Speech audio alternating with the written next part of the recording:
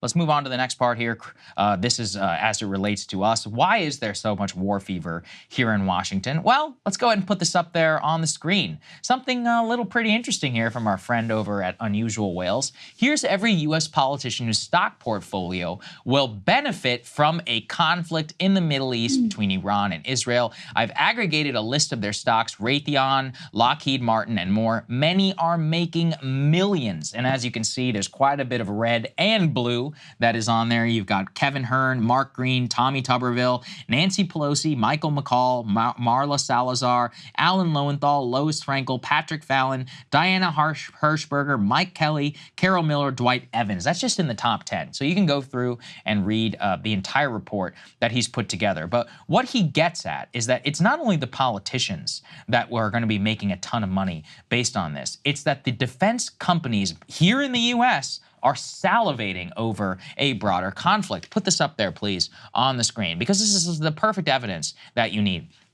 Lockheed Martin stock was actually upgraded and rated as a buy by major Wall Street houses over the missile-heavy weekend in Israel. They say Lockheed Martin has climbed early Monday, receiving an upgrade from JP Morgan. Meanwhile, defense stocks are all rising after U.S., British, and Israeli defense forces on Saturday knocked down a barrage of missiles and drones launched by Iran against Israel. They upgraded the stock to overweight from neutral and hiked its price target to $518 from the current $475 price hike. On top of that, the defense industry is currently receiving the 2024 budget, where they are scheduled to get even more of an increase from the U.S. government. Not to mention, Krystal, literally as you and I speak here in Washington, there is an effort to try and pass foreign aid and get the Israel, Ukraine, and Taiwan bill through the House of Representatives, which would be another $100 billion, the vast majority of that coming right back here to U.S. defense companies. Yep, and think of the quote-unquote choices we have in our democracy.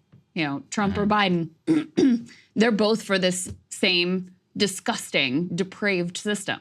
They're both for continuing to fuel this. I mean, I think it's disgusting that people become wildly wealthy off of war. And you wonder why are we constantly involved in multiple wars at the same time? And you'd be hard-pressed to find a better answer than this right in front of our face. There is a lot of money to be made off of these conflicts. There is a lot of money to be made off of death and destruction. And, you know, I got to interview Medea Benjamin, Code Pink, you know, legendary anti-war activist going all the way back to the Vietnam War, but really coming into prominence founding Code Pink during the Iraq War days. And we asked her, you know, what is the thing? Like, if you had to point to what is the root of the reason why we are constantly getting involved in and starting and stoking and escalating these wars. And she had a one-word answer: it's money. It's money. It's really what it comes back to, and why this thing continues to churn and why we continue to face these situations. So, you know, you've got the Congress members who are, this should be completely illegal, who stand to benefit from defense stocks spiking as they are right now. You've got the fact that, you know, you've got military industrial complex facilities and bases in congressional districts throughout the country. So you have a direct tie-in in all of these congressional districts across the country. You have the donor class that makes millions of dollars every time we get involved in one of these wars. And then you wonder, when you go to the ballot box, why is my choice between two candidates effectively who have basically the same views when it comes to keeping us involved in these conflicts? This is really what it all comes back to. Absolutely well said. And let's put that final thing up there from CNBC, the JP Morgan upgrade, which is, it's just funny the way that they say. They say, upgrading Lockheed Martin, say it is an under-owned defense stock and may find a bid in this dangerous world. I know that's like I guess a Wall Street technical term, but what the hell does that mean?